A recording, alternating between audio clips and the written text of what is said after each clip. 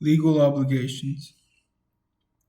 Summarizing another person's speech, ideas, or work and use it as your own is paraphrasing.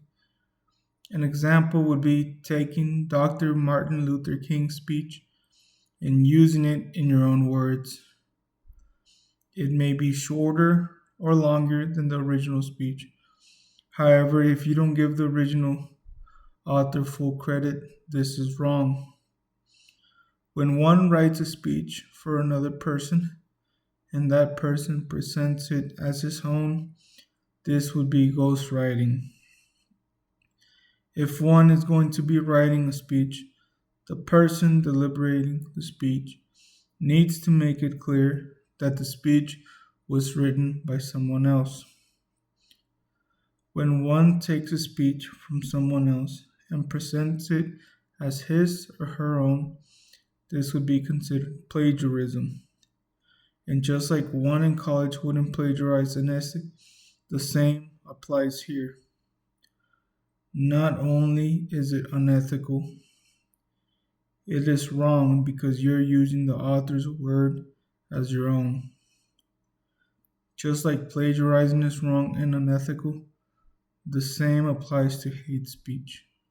Nobody wants to listen to someone who is negative and demeans people.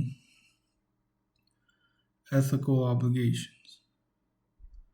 When one is deliberating, but instead of offending the person you debate in a way that conveys mutual respect, along with this, one also needs to listen to the opposition with empathy, understand their point of view, and see their perspective and see why they believe what they believe.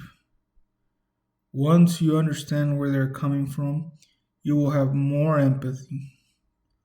According to Aristotle, ethos is the credibility of the character when it comes to persuasion.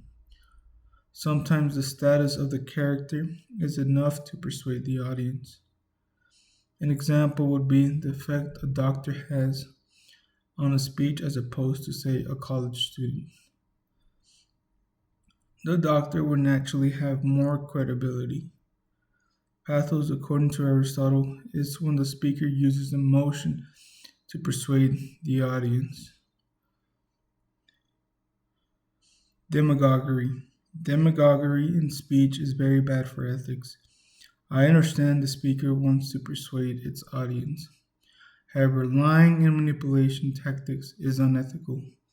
It's almost like cheating in an exam because you fool the teacher and classmates about your work.